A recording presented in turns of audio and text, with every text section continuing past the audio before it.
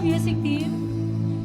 Sige po, bago tayo maupo, ini-encourage ko po yung bawat isa na maaari bang puntahan mo 3 or 4 na mga kapatiran at give a word of affirmation. Alam niyo yung word of affirmation? Hindi lang yung maganda at gwapo. Pwede mong sabihin, you look so good, you look so handsome today, I'm so proud of you. You're so amazing. Sige po, pwede ho tayong tumayo. Puntahan natin yung mga hindi pa natin masyadong... Yan. Kung gusto mong yakapin, pwede mong yakapin. Maaring merong mga sineselebrate yan ngayon. O di kaya, merong napagtagumpayan. Ayun, oh. Amen, amen.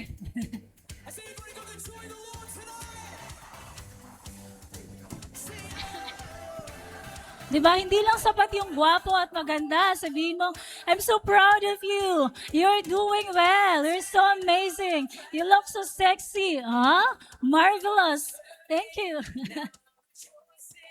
Amen. Sige po. Sige po. Hallelujah. Glory to God. Di ba ang sarap sa pakiramdam? O, di ba? Okay na, okay na, okay na. Sige, pwede tayong bumalik sa ating mga upuan. Meron pa po mga upuan dito sa harapan. So napakasarap po ng ating worship kanina. Glory to God. Hallelujah. Sige po, marami pa ho tayo mga upuan dito sa ating harapan. Glory to God. Diba? Napaka-amazing na yung pang magbigay ka ng words of affirmation, yung magbibigay ka at saka tatanggap ka ng words of affirmation. Walang bayad, di ba? Yun yung isa sa love language na hindi siya ganun ka-expensive. Amen? So ako po, personally, sa lahat ng love language, yun ang pinakagusto ko yung word of affirmation. Matagal siyang mawala. So naalala ko tuloy when I was in Canada, that was like maybe 2 years ago. Nung 3 months na kami doon sa work namin, pinuntahan kami ng isang may-ari ng agency kung saan kami nakahanap ng trabaho. Siya yung naghahanap sa amin ng trabaho. Pinuntahan kami, binisita niya kami. So dahil ako yung unang nakarating doon sa first batch na yun, ako yung kinausap niya. Sabi niya sa akin, English to pero ayoko na mag-English. Masyado nang mahaba. So sabi niya sa akin, Lance, sabi niya, hindi ko maintindihan kung bakit ganyan yung kaibigan mo, si Jinky, kasi siya yung isa sa mga kaibigan ko doon. Alam po niya yung ginagawa niya? Hindi siya marunong sa ginagawa, hindi siya nakakapag-cope up kaagad. Ang sabi niya gano'n, no? Tapos sabi niya, baka hindi siya abot ng 1 year or 6 months. Hindi na siya magtatagal doon kasi hindi siya marunong mag-adjust doon sa work niya. So, dahil yung mindset ko iba, tsaka yung paano ko kaya ito i-polish doon sa kaibigan ko? Paano ko kaya sasabihin sa kanya na hindi siya masaktan? So, nung sinabi ko sa kanya, sabi ko, Day, alam mo, gumagaling ka na daw. Alam mo, baka 2 months or 3 months from now, magiging supervisor na tayo. Sabi ko sa kanya, galingan pa natin lalo. Kailangan lang nating sabayan yung mga kailangan nilang gawin. So, ganun ko sinabi sa kanya. Tapos sabi niya, talaga? Oo, Day. Alam niyo po ba, for 2 years na nandun ako, siya yung employee of the year. Grabe, sabi ko kaya, di ba, ang sabi sa Proverbs, life and death is in the power of your... So, kailangan mag-speak tayo ng life or dapat mamimili tayo kung life or death ba yung ating speak. Alam niyo, last year tumawag nga siya sa akin. Sabi niya, alam mo dahil, sabi niya, 2 beses na akong inoferan ng pagiging supervisor pero nire-reject ko.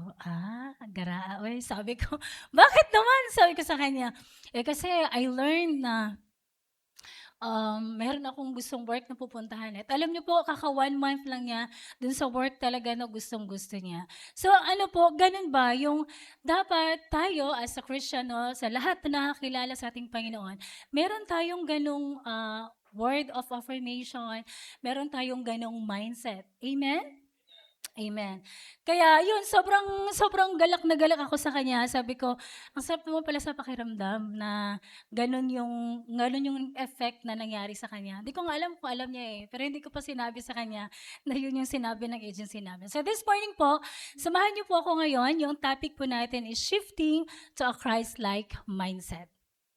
Amen? Ready na ba ang lahat?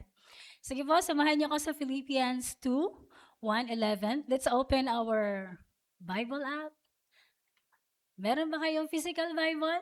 Sino may physical Bible dyan? Taas ang kamay. Nakakalungkot naman. Meron pa man din akong award dun sa may dalang physical Bible. Sabihin mo nga sa katabi mo, nasa church tayo. Nasa church tayo.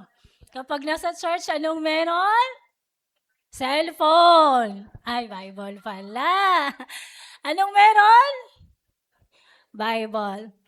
So, yung passage po natin sa Philippians 2:11, itong passage na ito, bibigyan ko lang ho kayo ng background. Ito po ay sinulat ni Apostle Paul. Si Apostle Paul po ay isa siya sa pinakilalang apostle sa generation niya. Tapos itong sitwasyon niyang ito, nandun siya sa kulungan. Sino na po ang nasa kulungan? Sino po ang may kilala o naka-experience na nasa kulungan? Siguro ang hirap ng sitwasyon niya, nandun siya sa pinakasitwasyon na hindi komportable. Or yung pinakasitwasyon niya na hindi gano'n kaayos 'no, kasi nasa kulungan siya, eh. Pero alam niyo po yung puso ni Paul, despite of everything, naramdaman niya na yung Church of Philippians, isinulat nito sa Philippians, Philippian Church, naramdaman niya na wala ng pagkakaisa, wala na yung humble heart nila, wala na yung marami ng nagbago kumbaga. So ang sabi niya, meron akong dapat gawin. So ang ginawa ni Apostle Paul, sumulat siya. At itong sinulat niya ito yung nasa Philippians. Yung pinakabuod o pinaka-summary po ng Philippians na ito yung merong pagkakaisa, merong unity, merong humble heart, at meron to dapat tayong mindset na kagaya kay Jesus. So ginawa niyang ganun yan. Sabi niya, naku, hindi pwede yung aking mga Philippian church maging ganito sila. So kailangan magsusulat ako. Tayo ba in our discomfort, nagagawa pa nating mag-encourage ng ating kapwa?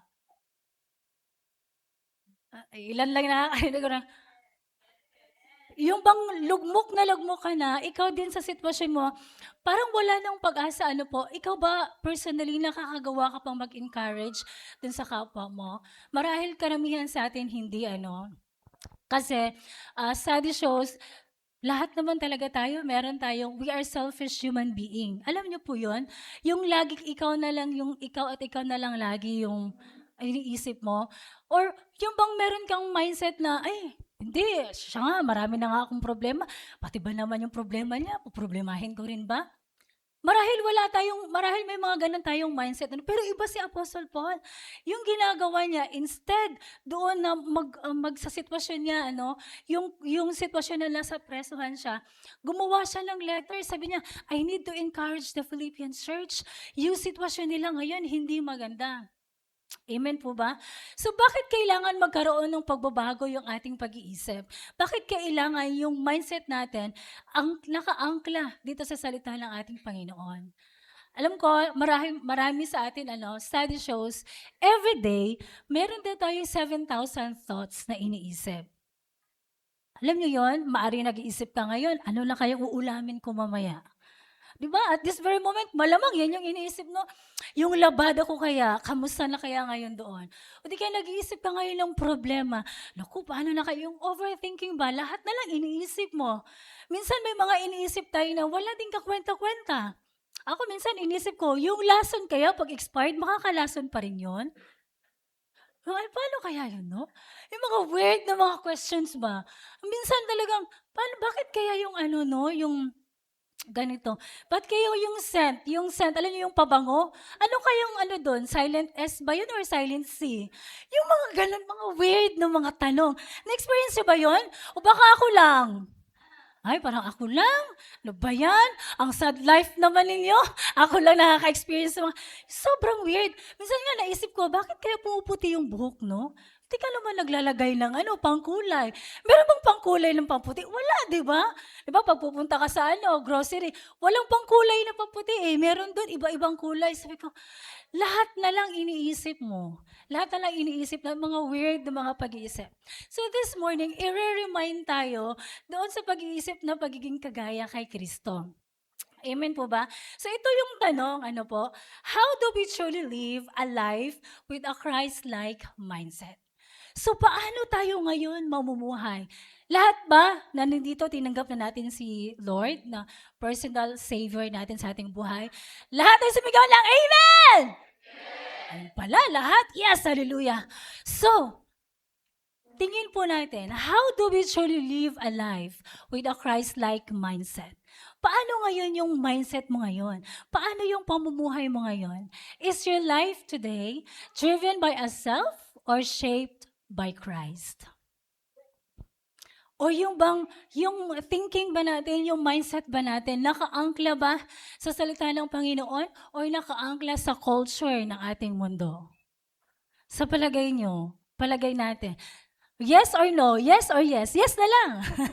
Ano sa tingin po ninyo? Sige nga, kausapin mo yung sarili mo. Ano kaya? Nakaangkla pa ba yung mga pag-iisip ko ngayon sa salita ng Panginoon? Ang pinaka-challenging dyan, lahat tayo dito walang physical Bible. Ano kayo mga binabasa natin ngayon? Ano? So, pag-usapan natin, ano nga ba ang mindset? So, yung mindset, your mindset is a set of attitude, belief, perception you hold about yourself and your life. It has the power to impact your success. And it plays a critical role how to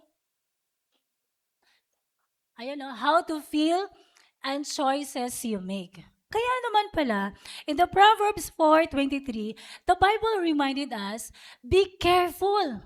Ano daw? Be careful about what you, because your thoughts control your life. Totoo ba yan? Totoo o totoo? Totoong totoo, di ba? Minsan, kapag nag-iisip ka ng puro problema yung iniisip mo, makikita mo na lang sa paligid mo, puro problema. Kapag iniisip mo naman, gandang-ganda ka sa sarili mo, ay naman, gandang-ganda ka rin talaga sa sarili mo, di ba? Kapag iniisip mo naman na wala kang kwenta, talaga namang nagiging walang kwenta yung nararamdaman mo. Tapos magpapatugtog ka ng mga sad song. Kahit wala namang luha, emote ka, di ba, no? Ano na, paano ka? Wala na ako. Tama naman, uy. Totoo. Di ba? Oh, ngayon, bukod sa tutugtog ka pa, hindi ka pa nasa-satisfied. Lahat ng drama-rama pinapanood mo. Tapos kukuha ka ng tissue, Kasi mamardi mo pa, crying because of, kaungi ba, Jud? Uy! No? Oh, lahat ng natamaan, sumigaw lang. Amen! Natamaan din naman ako rito, huwag kayong mag-alala. Di ba? Tapos ipopost mo ba? Bakit siya? Bakit hindi ako? May mga ganon. Di ba? Hindi kaya naman, ipopost mo pa, coffee with him. Wala namang him, siya lang talaga. Bumili lang talaga siya ng 2 kape. May mga ganong moments tayo, O di yan naman, kahit naman hindi pa nangyayari yung problemang yon, iniisip mo na, grabe na yung overthink mo. Grabe talaga namang nagme-meditate ka pa eh. Okay ka lang okay lang ako. Ang ginagawa mo siya, Nag-iisip ako ng ulam. Ulam lang naman pala iniisip. Diba, pwede namang magluto, meron naman saan. Minsan may mga ganon tayong mindset. Tama ba? No? Yung bang OA na masyado. Kaya ang sabi ni Proverbs, na-remind tayo, ang sabi po, be very careful. Alam nyo, meron akong tanong nung nagsastudy ako, bakit kagaya ganun, Di ba our God is sovereign God? Ba't hindi na lang niya kaya i-control yung mindset ko? Ba't hindi na lang kaya i-control yung thoughts ko? Bakit na lang kaya ganun? Para Lord, yung isipin ko na lang, makalangit na lang, hindi na lang yung problema. Bakit? Because you have the free will. Meron kang rights, meron kang karapatan. Kaya ang niremind tayo ng Proverbs be very careful what you think. Your thoughts control your life. Diba? Sabi din sa Proverbs, kung ano yung iniisip mo, yun ang magiging ikaw. Kung iniisip mo magiging successful ka. Kung iniisip mo gagraduate ka.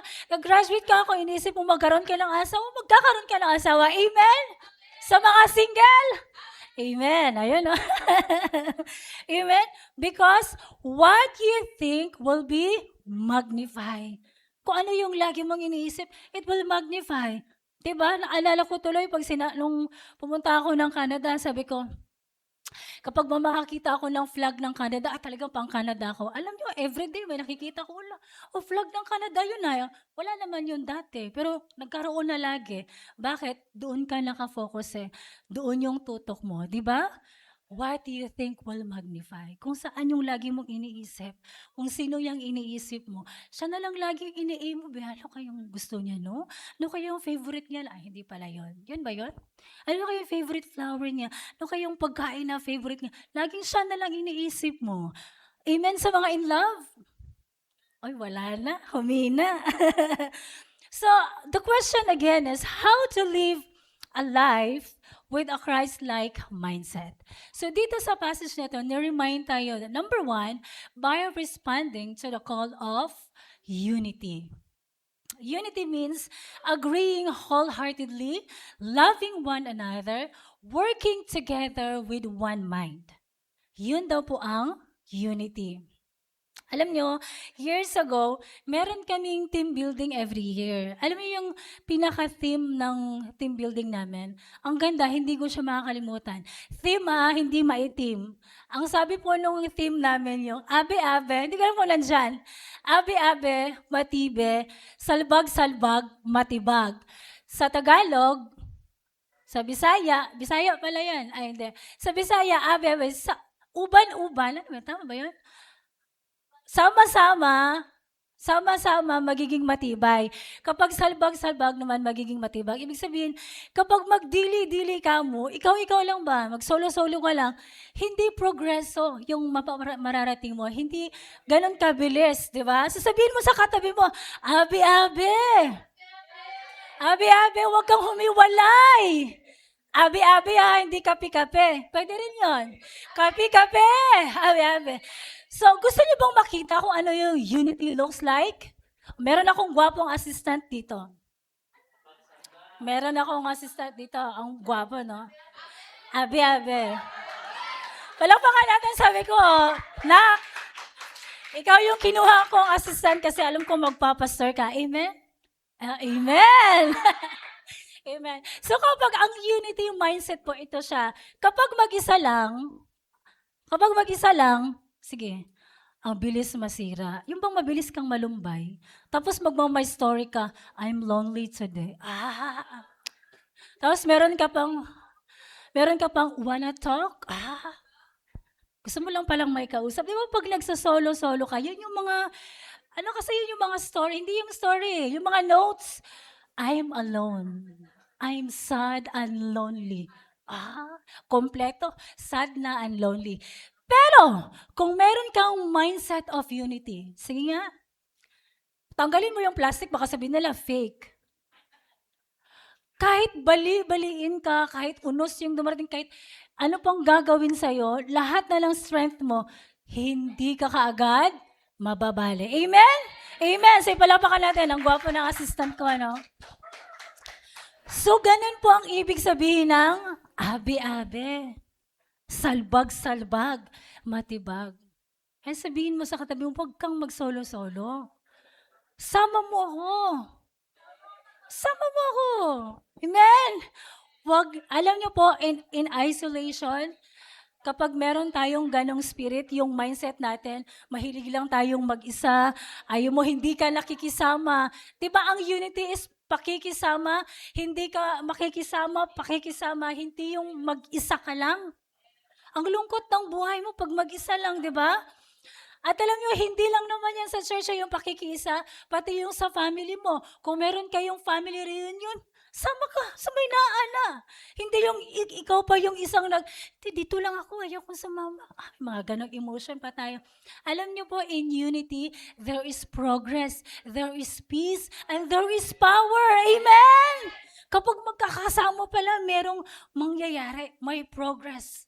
At hindi lang yan dito, hindi lang sa church natin, hindi lang sa ating pamilya, maging sa labas, sa ating community. Kapag meron tayong mindset na nag-respond tayo dun sa call of unity, ganun pala ang mangyayari. Very strong. Diba? Ganun yung effect natin. Number 2, by choosing humility daily. Sabihin mo nga, daily. Verse 3 and 4. Ang sabi po, do nothing out of selfish ambition or vain consent. Rather, in humility, value others above yourselves, not looking to your own interest, but each of you to the interest of others. Yung bang katabi mo, alam mo pangalan yan? Ayan tayo eh. Diba, nagsabi ka na ng share o nagsabi ka na ng a good affirmation kanina, di mo kilala yung katabi mo. Diba? Diba no? So, by choosing humility daily. Ano ba yung daily? Araw-araw. Dapat po, meron tayong mindset of humbleness. Meron tayong mindset of humility. Meron tayong ganun na pag-iisip. Meron akong story. I have this a short story, story to ni scientist siya sa panahon niya, si George Washington Carver.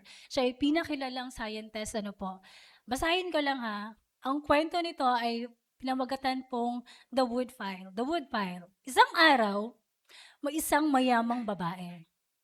Mayamang babae to. Na naghahanap ng mauupa upang magsibak ng kanyang tumpok na kahoy. Tingin ko mahal yung diesel dito, no? Or kerosene. Kasi nagkakahoy na lang eh. So noon pa man talagang mahal na mahal ang gas. Nakakita siya ng isang matandang lalaki na simple lang ang suot at naglalakad sa kalsada. Matandang lalaki. Tinawag niya ito at tinanong kung maaari itong magsibak ng kahoy para sa kanya. Nang walang reklamo, kinuha ng matanda ang palakol at masigasig na nagtrabaho. Hindi lang niya sinibak ang mga kahoy, maayos pa itong isinanlan sa tabi ng fireplace ng babae. Pagkatapos, binayaran siya ng babae ng barya at binigyan ng kaunting pagkain. Tinanggap naman ito ni Apong George. Nang may pasasalamat, saka siya umalis. Maya-maya, sinabi ng isang katulong sa babae, Madam, mukhang hindi ninyo po siya kilala.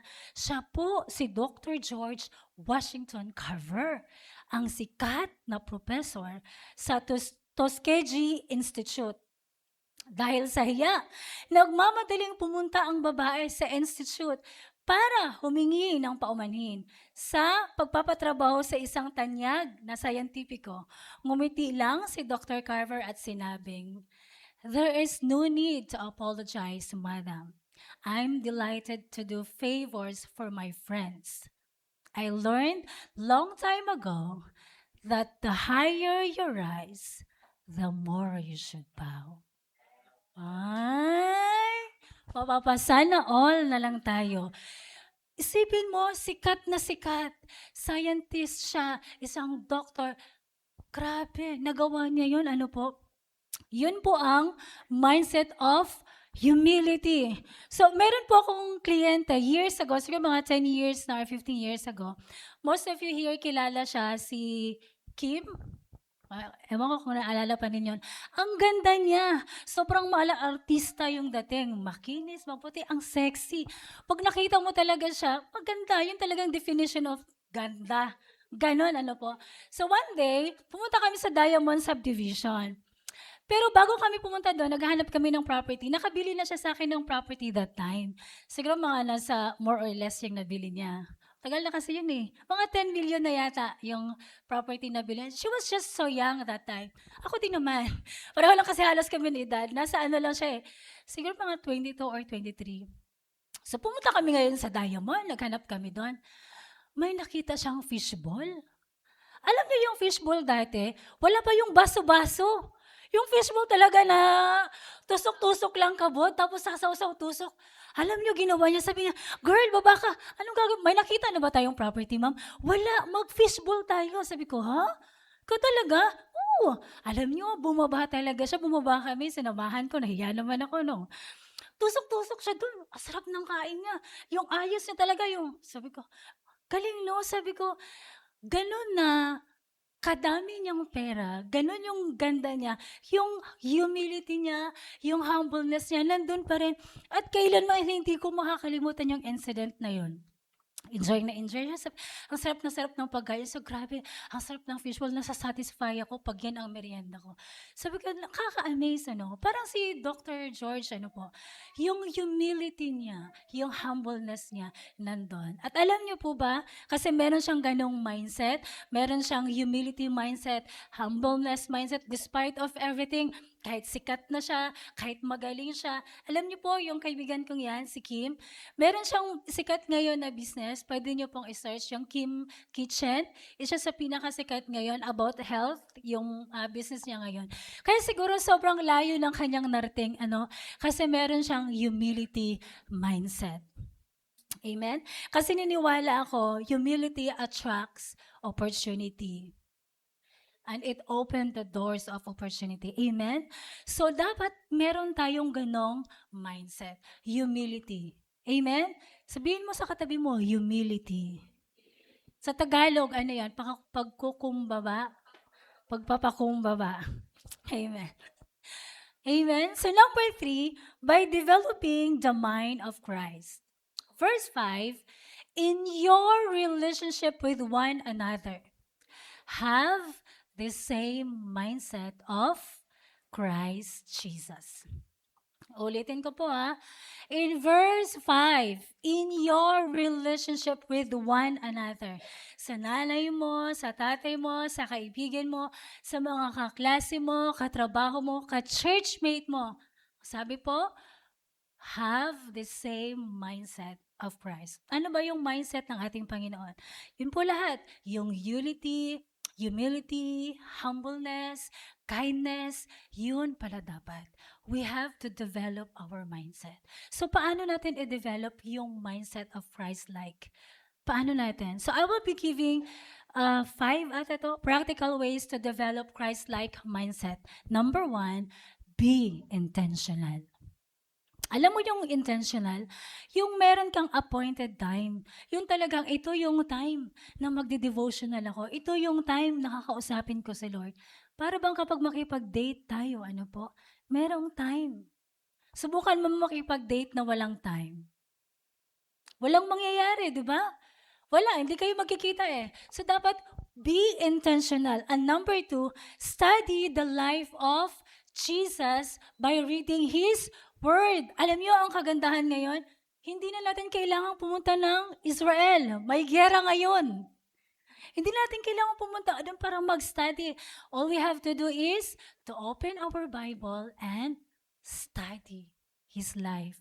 Study by reading the Word of God. And number 3, prayer.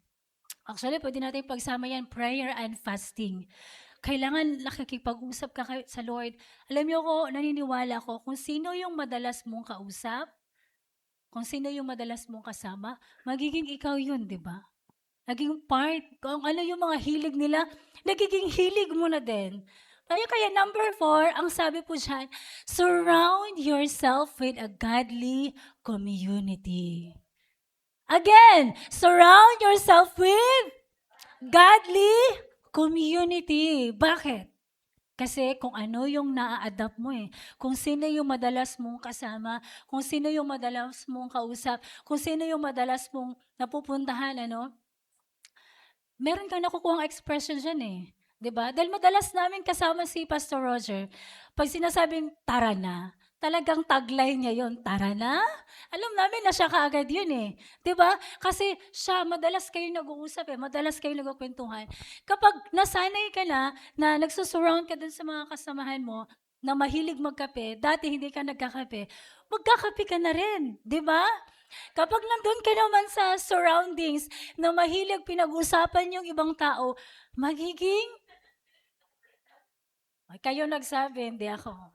Wala akong sinabi siya, na?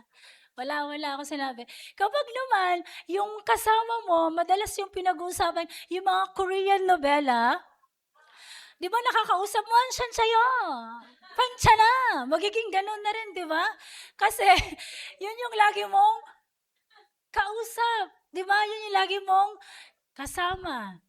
Kaya naman, I highly encourage na we have to surround ourselves with a godly community. Sige nga, tanong mo yung katabi mo, nakasurround ka na ba sa godly community? Ngayon, kung wala pa, I highly encourage po everyone. Pwede kayong lumapit sa akin, kausapin niyo po ako mamaya. Sabihin mo, wala pa po akong godly community. Pwede niyo po ba akong tulungan? Pwede ko po kayong tulungan. Amen? We have to surround ourselves with a godly community. Ano daw po ulit? Number 1, be intentional. Study the life of Jesus by reading His Word, prayer and fasting, and surround yourself with a godly community. Now imagine kung yung mindset natin magkaroon ng pagbabago, yung mindset natin beginning today, huwag na natin hintayin yung bukas, bukas na ako magbago. Wag na. Ngayon pa lang simulan na natin. Meron na tayo dapat renewal sa ating mga kaisipan. Meron na tayong, yung number 1? By responding the call of unity. By choosing humility daily. And dapat ngayon pa lang, i-develop na natin yung ating Christ-like mindset. Pwede na kayong mag-check out ng Bible mamaya sa TikTok. Kaysa mag-check out tayo ng maraming kung ano-ano, umpisahan na natin ngayon. I-study na natin yung life ni Jesus. Amen? Amen. So in closing po, imagine, kung i-respond natin, lahat tayo dito, sabihin mo, kakasa ka ba sa challenge? If we respond to the call for unity and choose to walk our life with humility daily, imagine mo kung ano yung magiging effect. Ano yung magiging effect ng church? Ano yung magiging effect ng ating pamilya? Sa ating business, kung meron kang mindset of pakikiisa, yung, dapat makikiisa ako. Kung ano man yung decision, dapat nandun ako. If you have the mindset of humbleness, unity, humility, ano kaya yung magiging effect sa ating komunidad? Siguro ang ganda, no? Meron lang kapayapaan. Hindi na siguro magmamahalalo ang gas. Wala nang gera. Pero alam nyo, yung mga taong nasa labas, hindi nila alam to. And we're so blessed that we have the privilege na marinig natin yung salita ng Panginoon. Amen? Pero alam nyo, sana hindi tayo yung obese Christian. Alam niyo po yung obese Christian? Yung kinakain natin lahat ng mga word, naririnig natin, pero hindi naman natin ina-apply. Ang tawag doon, obese Christian. My prayer today is, hindi lang to lalagpas sa kabilang tenga natin. But we will do it by ourselves. Umpisahan natin, slowly, araw-araw, di ba? Magkaroon tayo ng mindset of unity. Makikiisa tayo, hindi mag-isa. Magkaroon tayo ng humble heart, humble mind, yung mindset natin maayos. At alam niyo po, sa kabila ng lahat ng ating pagiging chill lang, sa kabila ng lahat na hindi naman tayo kaagad sumusunod or nag-obey, sa kabila ng lahat ng ating pagkukulang, alam niyo, we still have a good God. Amen? We still have a good God. And this morning, inanyahan ko po kayong tumayo. This is a call of renewing our mind ngayong umaga. At gusto ko pong alalahanin natin yung kabutihan ng ating Panginoon. That despite of everything, yung pagkukulang natin, yung unfaithfulness natin, yung marahil isa ka sa mga nagdi-disagree, or marahil meron kang mindset of, kaya nila yan, hindi na nila ako kailangan. Or maybe you have the heart or you have the mindset of, bahala na sila dyan. Ako lang naman to eh. Diba, wala tayong unity. Wala yung humility mo. I want you to remind this morning that we still have a good God. Amen? We still have a good God.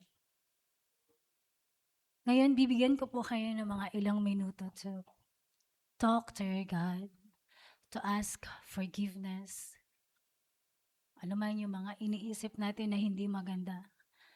Because the scriptures reminded us to be very careful of what you think. Bibigyan ko po kayo ng mga ilang minuto na humingi ng kapatawaran sa ating Panginoon, sa ating mga pagkukulang, sa ating kahinaan. At this time, kailangan nating maging intentional para ma-develop yung ating Christ-like mindset. Hingi tayo ng tulong na beginning today ay bubuksan mo na yung Bible mo. Kakausapin mo na ang Panginoon. Meron kang appointed time to talk to Him daily. And you will have a mind of unity, humility, araw-araw. Hallelujah.